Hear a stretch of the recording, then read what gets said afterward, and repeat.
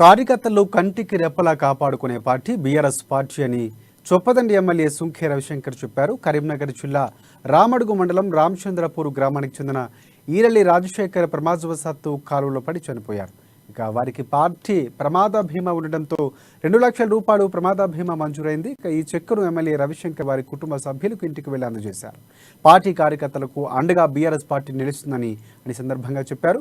Party కార్యకర్తలకు ప్రమాద బీమాను మొదటగా ప్రవేశపెట్టిన ఏకైక పార్టీ బీఆర్ఎస్ పార్టీ అని ఎమ్మెల్యే చెప్పారు.